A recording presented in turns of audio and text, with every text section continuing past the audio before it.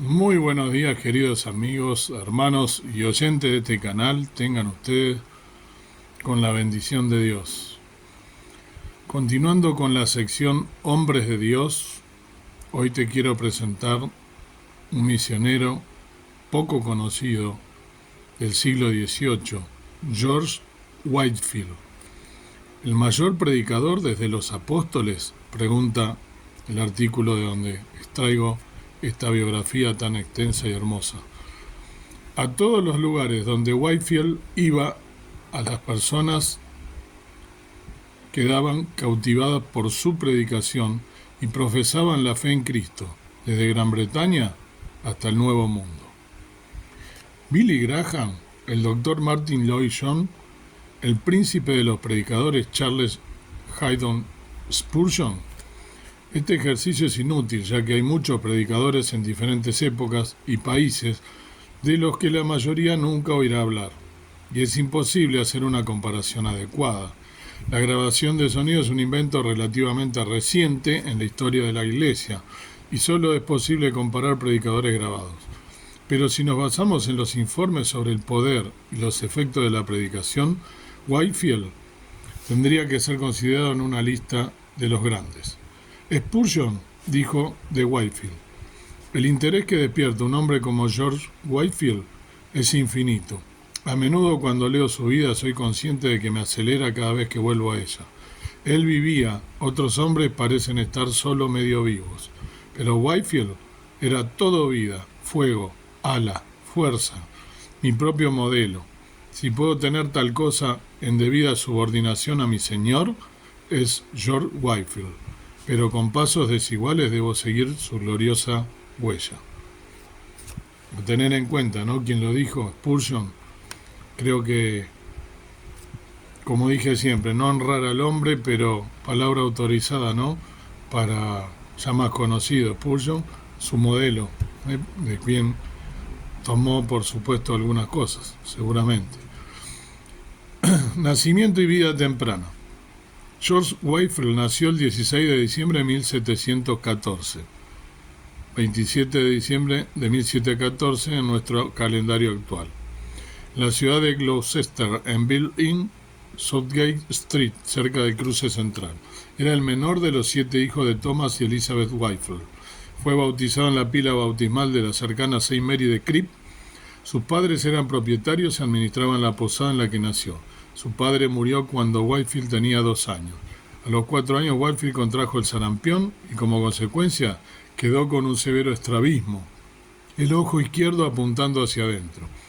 8 años después de su fallecimiento, la señora Whitefield volvió a casarse, pero el matrimonio no fue feliz, y al cabo de unos años su nuevo marido se marchó. Gloucester era un puerto en el río Severn y el primer punto de cruce del río para llegar al sur de Gales desde Londres. Era un lugar donde los autocares que viajaban de Londres al sur de Gales se detenían para pasar la noche. La Old Bell Inn sigue en pie, pero la parte principal del Whitefield Bell Inn es ahora un desfile de tiendas. A partir de los 12 años, Whitefield asistió a la Cripp Grammar School de St. Mary de Cripp. Aquí desarrolló su pasión por la actuación y nada le gustaba más que leer y representar obras de teatro.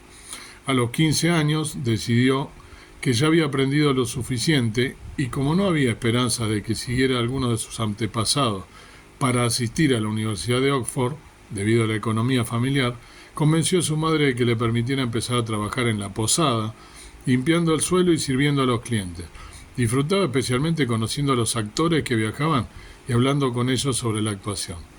Algún tiempo después, un antiguo amigo de la escuela regresó de Oxford y le explicó que actuando como criado, un sirviente de los estudiantes más ricos, podía estudiar en Oxford y pagar su educación.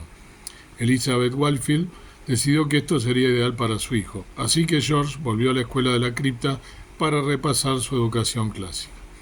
De joven, Whitefield no era ni más ni menos religioso que otros ingleses de la época. Era un buen anglicano, asistía a la iglesia con regularidad, pero no sabía nada de las enseñanzas de la Biblia. A mediados de su adolescencia iba a la iglesia con amigos para burlarse, pero antes de ir a Oxford se volvió más maduro y empezó a tomarse la religión mucho más en serio. La religión inglesa se había vuelto muy blanda, derivando hacia el deísmo. Lo que muchos temían era el entusiasmo que asociaban con las guerras civiles inglesas y la ejecución de Carlos I. Oxford y el Santo Club. En el otoño de 1732 subió al Pembroke College de Oxford como sirviente. Realizaba todas las tareas para aquellos estudiantes cuyas familias podían pagar su matrícula. El trabajo en una posada le había capacitado perfectamente para esas tareas. Esto le hizo popular entre los estudiantes más ricos. Empezó a asistir a la iglesia con regularidad, a cantar salmos y a orar a diario. Era una persona ideal para unirse a los metodistas, un nombre peyorativo junto con polillas de la Biblia y fanáticos de la Biblia, ya que tenían una preocupación similar por la religión. El nombre de este grupo entonces era el Club Santo. Al cabo de un año fue invitado a desayunar por Charles Wesley. Charles le prestó algunos libros, el más significativo de los cuales fue La vida de Dios en el alma del hombre, de Henry Scougal. Whitefield relató: en poco tiempo me prestó otro libro titulado La vida de Dios en el alma del hombre, y, aunque había ayunado, velado y orado, y recibido el sacramento durante mucho tiempo, nunca supe lo que era la verdadera religión hasta que Dios me envió ese excelente tratado de manos de mí, nunca olvidado, amigo. Cuando lo leí por primera vez me pregunté qué quería decir el autor al afirmar que algunos consideran falsamente que la religión consiste en ir a la iglesia, no hacer daño a nadie, ser constante en los deberes y, de vez en cuando, extender la mano para dar limosna a sus vecinos pobres. Y pensé, si esto no es religión, ¿qué es? Dios no tardó en demostrármelo, porque al leer unas pocas líneas más adelante que la verdadera religión era una unión del alma con Dios y que Cristo se formaba dentro de nosotros, un rayo de luz divina se proyectó instantáneamente sobre mi alma y desde ese momento, pero no hasta entonces, supe que debía ser una nueva criatura. Esto minó por completo las creencias de Whitefield. Todos los deberes religiosos que había estado haciendo hasta ese momento carecían antes de valor. Resolvió hacer todo lo posible para convertirse en una nueva criatura. Se esforzó tanto en ello que estuvo a punto de matarse. Comenzó a vivir según las rígidas reglas del Santo Club, dando cuenta de cada momento del día. No le sirvió de nada. Sentía una carga de pecado que le presionaba y nada se la quitaba. Se fue a los extremos sin comer, sin hablar. En un momento dado, se me sugirió que Jesucristo estaba entre las fieras cuando fue tentado y que debía seguir su ejemplo. Salía a orar al aire libre, en el frío, incluso tumbado en el suelo durante horas. Su salud empezó a deteriorarse y una de sus manos se volvió negra. Su tutor empezó a preocuparse por él y temió que muriera. Después de 7 semanas de enfermedad, descubrió que tenía una sed que la bebida no calmaba. Recordó que cuando Cristo estaba a punto de terminar su sufrimiento, dijo: tengo sed. Se tiró en la cama y gritó a Dios: tengo sed, tengo sed. La primera vez que buscaba ayuda fuera de sí mismo. Su carga se disipó y se encontró lleno de alegría. Se me quitó el espíritu de luto y conocí lo que era realmente alegrarse en Dios mi Salvador, y durante algún tiempo no pude evitar cantar salmos donde quiera que estuviera. Se había convertido en una nueva criatura en Cristo. En un sermón predicado casi al final de su vida dijo: conozco el lugar, puedo ser supersticioso, pero siempre que voy a Oxford no puedo evitar correr a ese lugar donde Jesucristo se me reveló por primera vez y me dio el nuevo nacimiento. Por el bien de su salud regresó a su casa en Gloucester para recuperarse. Allí habló a la gente de su nueva fe. Algunos se convirtieron y los reunió en una pequeña sociedad para animarse mutuamente. Al cabo de 9 meses se había recuperado por completo y regresó a Oxford para completar sus estudios. Aunque hubo oposición a su nueva creencia y fue sometido a prueba más rigurosa, aprobó y obtuvo su título. Tuvo vagos pensamientos de entrar al ministerio, pero pensó que no era apto. Sus amigos le insistieron a ordenarse, pero se resistió durante algún tiempo.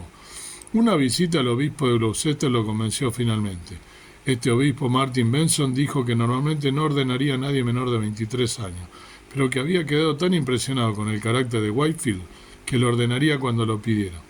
Así fue nombrado diácono de la Iglesia de Inglaterra en una ceremonia en la Catedral de Gloucester el Domingo de la Trinidad, el 20 de junio de 1736. El domingo siguiente predicó su primer sermón desde el púlpito de Santa María de Cripta, donde el tema más evangelizador de todos, la necesidad y el beneficio de la sociedad religiosa. En una carta dejó constancia de que se habían presentado quejas al obispo por haber vuelto locas a 15 personas. Regresó a Oxford para realizar más estudios, pero pronto un amigo le pidió que lo sustituyera como coadjutor en la capilla de la Torre de Londres. Whitefield no se consideraba preparado para asumir un ministerio a tiempo completo. Primero quería tener una reserva de 100 sermones, pero estaba contento de ayudar a su amigo. Predicó en St. Helen, Whitcomb, cerca de la torre, y al principio la gente se burlaba diciendo: hay un niño párroco, pero sus opiniones cambiaron después de oír predicar a Whitefield. En noviembre de 1736 otro amigo lo convenció para que lo sustituyera, y Whitefield pasó varias semanas en el pequeño pueblo de Damer. Aquí conoció y ministró a gente normal, no académicos de Oxford ni a sofisticados de Londres. Mientras estaba aquí le ofrecieron un provechoso cuarto en Londres, pero lo rechazó. Entonces recibió cartas de los hermanos Wesley, ahora misioneros en la nueva colonia de Georgia. Ya había recibido informes de sus actividades y sentía el deseo de unirse a ellos, pero esta vez la carta hacía un llamamiento específico a Whitefield para que se uniera a ellos. Whitefield creyó que era el llamado de Dios y decidió que sería un misionero en el Nuevo Mundo. Puso en orden sus asuntos y comenzó a despedirse de sus amigos en Gloucester y Bristol. Se reunió con el general Ogletor, fundador y primer gobernador de Georgia, quien le dijo que Whitefield debía viajar con él, pero Ogletor aún no estaba preparado para viajar. Así que Whitefield tuvo que llenar su tiempo, lo que hizo fácilmente con la predicación. Un gran número de personas comenzó a asistir a sus predicaciones y se hizo muy popular. Lo que atraía a la gente era su forma de predicar, animada, no aburrida y polvorienta. Y su nuevo mensaje: hay que nacer de nuevo. Sustituyó a otro amigo en Stonehouse, cerca de Gloucester. Aquí de nuevo ministró y a la gente común y corriente, y la eventual despedida fue lacrimógena por parte de todos. De regreso a Londres, predicó muchas iglesias y sociedades religiosas. A mediados de 1737, un periodista publicó un relato de su predicación cuando era un joven que iba a Georgia como misionero. Whitefield se horrorizó y pidió al periodista que no volviera a mencionarlo. Pensaba que hablar de él desmerecía a Cristo. Pero el periodista dijo que mientras esos reportajes vendieran periódicos, él seguiría publicando. Y esto iba a tener una gran influencia en el resto del ministerio de Whitefield. La publicación de los relatos de su predicación, los sermones impresos y la publicidad de su predicación atraerían a la gente a escuchar el mensaje del nuevo nacimiento, el tema que iba a ser su estribillo constante durante el resto de su vida. A medida que las multitudes crecían, Whitefield empezó a encontrar oposición. Recibió críticas de algunos clérigos por afirmar en un sermón publicado sobre la regeneración que deseaba que sus hermanos entretuvieran más a sus auditorios con discursos sobre el nuevo nacimiento. También fue criticado por fraternizar con los disidentes, que le habían dicho que si las doctrinas del nuevo nacimiento y la justificación por la fe se predicaran con fuerza en las iglesias anglicanas, habría pocos disidentes en Inglaterra. Finalmente Ogletor estaba listo para partir a finales de diciembre de 1737 y se embarcaron a bordo del Whittaker. El avance fue lento y se encontraron con viento adverso cuando el barco se adentró en el canal. El barco ancló frente a Deal. Whitefield se alojó en la ciudad y predicó mientras esperaba que los vientos cambiaran de dirección. Estos vientos adversos trajeron a John Wesley de vuelta a su estancia en Savannah. Cuando se enteró de que Whitefield estaba en Deal, trató de descubrir la voluntad de Dios para Whitefield. Escribió 2 opciones en trozos de papel y sacó una de ellas de un sombrero que envió a Whitefield. El mensaje decía que vuelva a Londres. Whitefield lo ignoró y pronto los vientos cambiaron y comenzó su viaje. El barco pasó por Gibraltar antes de cruzar el Atlántico y llegar a Savannah a principios de mayo. Durante ese tiempo, la tripulación del barco y la compañía de soldados habían cambiado de opinión sobre el joven clérigo. Este había mostrado un gran amor y preocupación por ello y les había predicado el Evangelio, y algunos se habían convertido. Al llegar a Savannah, comenzó a ejercer sus funciones como par. Luego de un tiempo, él regresa a Londres para estar con su familia y luego regresa en 1738 para ordenarse como sacerdote para la iglesia de Inglaterra y comienza a predicar en varios lugares. Se encontró con algunas iglesias, le cerraban el paso a causa de sus enseñanzas, pero otras lo recibieron. Se dedicó a atender a niños huérfanos y realizó unos cuantos predicaciones más, ¿no?, en Londres. Y Wesley, que era el otro predicador al cual él seguía bastante, permaneció en Gran Bretaña durante el resto de su vida. Entonces pudo consolidar sus obras. Los viajes transatlánticos de Whitefield hicieron que su obra en Gran Bretaña fuera más fragmentada y a menudo decayera en su ausencia. Cuando estuvo nuevamente en Londres, encontró lugares donde pudiera predicar al aire libre. Morphing, en la ciudad de Londres, era un lugar donde las clases bajas se reunían a menudo para entretenerse. Whitefield aprovechó la oportunidad de una multitud reunida para predicarles el Evangelio. Los dueños de los puestos no estaban contentos con la competencia y utilizaron diversos métodos para silenciarlo, pero sin efecto. También predicó en Kennington Common, en el sur de Londres, cerca de un lugar donde se producían ahorcamientos, y en Blackheath, en el sureste de Londres. Este último tiene un pequeño montículo desde que Whitefield predicaba y que todavía se conoce como Whitefield Mount, el monte de Whitefield. Antes de su segunda visita a América, Whitefield había formado un vínculo emocional con Elizabeth de la More. Whitefield había predicado en la zona de Blackheath, en el actual sureste de Londres, no muy lejos de la casa de la familia Delamot en Blendon Hall. Parece haber luchado con pensamientos contradictorios. Por un lado, estaba decidido a dedicar su vida enteramente a Jesucristo. Sin embargo, temía que los apegos románticos apagaran su ardor por la predicación del Evangelio. Por otro lado, su corazón se sentía atraído por Isabel. Después de llegar a América, por segunda vez escribió 2 cartas en abril de 1740, una a sus padres y otra a Isabel. En la de los padres pedía permiso para proponerle matrimonio a Isabel, y si esto era aceptable, para pasar la segunda carta a su hija. La razón dada a los padres era el hecho de que varias de las mujeres que habían venido a Inglaterra para ayudar en el trabajo de Orpan Howe habían muerto y él necesitaba una ayuda para reemplazarla. Era muy poco romántico. Estoy libre de esa estúpida pasión que el mundo llama amor. Escribo solo porque creo que es la voluntad de Dios que cambie mi estado.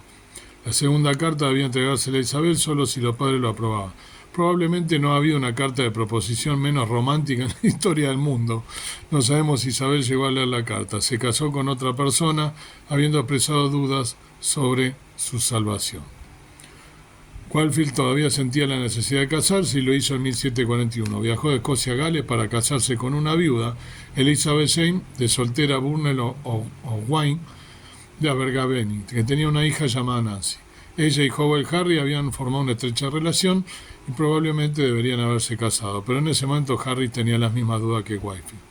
¿Cómo podía casarse con una mujer y no desviarse de su devoción y trabajo por Cristo? Así que resolvió entregarla al hermano White. Elizabeth puso objeciones, pero en pocos días se convenció de que debía casarse con Whitefield, y después de viajar en busca de un clérigo simpatizante que los casara, se casaron en Capel Martin, Capel Hill, el 14 de noviembre de 1741. En lugar de la luna de miel, los recién casados se fueron de gira de predicación. En 1743, Elizabeth dio a luz a su hijo en Londres. Whitefield estaba predicando en Northampton. Le pusieron el nombre de John y Whitefield declaró en el bautismo de John en el tabernáculo Morphy de Londres que John llegaría a ser un gran predicador del Evangelio. Se decepcionó. Su hijo era débil y murió a los 4 meses en el Bell de Gloucester. Es especulativo sugerir que esto fue causado en parte por Whitefield conduciendo un carruaje que contenía a él y a Elizabeth a través de una zanja mientras Elizabeth estaba embarazada. Bueno, luego obviamente lo entierra. Él, para resumir, también predicó, hizo una obra en Gales, en Escocia, y el gran despertar de él fue en América en 1740. Whitefield comenzó allí una gira de predicación hacia el norte, con la publicidad y la distribución de sermones impresos y aviso en la prensa. El público estaba al tanto de su llegada y de los lugares donde predicaría. Sin embargo, sus servicios tuvieron una repercusión inusitada, ya fuera dentro de los edificios de la iglesia o al aire libre. Muchas personas que habían acudido por mera curiosidad se vieron cautivadas por su predicación, y muchas profesaron la fe en Cristo como consecuencia de ello. Esto parecía ocurrir en todos los lugares a los que iba. Incluso ministros que habían sido predicadores de las doctrinas de la gracia se declararon convertidos bajo su ministerio. De paso por Northampton, Massachusetts, Whitefield conoció y predicó a Jonathan Edward. Observar la relación entre Edward y su esposa hizo que Whitefield deseara tener una esposa, e impulsó la propuesta mencionada anteriormente. A Edward le impresionó la pasión de Whitefield, pero no le gustaron tanto su exigente experiencia de conversión y su apelación a las emociones. Esta insistencia al nuevo nacimiento condujo a una división entre las nuevas luces, lo que apoyaban a Whitefield, y las viejas luces que no lo hacían. Un ejemplo de una vieja luz era Jeridia Andre, que escribió un amigo en 1741. Una regla prevaleciente para probar a los conversos es que si no sabes cuánto estuviste sin Cristo e inconverso, etc., no tienes interés en Cristo, sea cual sea tu amor y tu práctica. Esta regla es tan poco bíblica que soy de la opinión de que excluirá 9 de cada 10 sino a 99 de cada 100 de las buenas personas del mundo que tienen una educación piadosa. Para Whitefield y su partidario, un hogar cristiano, aunque era una bendición, no garantizaba la salvación, y todos debían nacer de nuevo. De la nueva luz estaban Gilbert Tennant y su familia. La voz de Whitefield, según los testimonios, habría tenido un acento de Gloucester, muy diferente de lo que hoy se considera pronunciación recibida, también conocido como inglés de la BBC. Su temprana práctica teatral le preparó para proyectar su voz, pero aunque tenía una voz bien entrenada, debía de ser de una potencia inmensa, incluso teniendo en cuenta una cierta exageración en el tamaño de las multitudes que se reunían para escucharle. Whitefield era capaz de hablar y ser escuchado mientras hablaba durante largos periodos, a menudo más de una hora. Su último sermón duró 2 horas. Cuando Benjamin Franklin escuchó los informes de la predicación de Whitefield que llegaban desde Inglaterra, al principio se negó a creer que fuera posible que tales multitudes escucharan la voz humana sin ayuda. Cuando Whitefield llegó a Filadelfia, Franklin estaba entre sus oyentes. Mientras Whitefield predicaba desde el balcón del viejo Palacio de Justicia, Franklin realizó un experimento. Se alejó de Whitefield hacia su imprenta en Market Street hasta que el ruido de tráfico y el bullicio general ahogaron la voz de Whitefield. Entonces calculó el área de un semicírculo con Whitefield en su centro.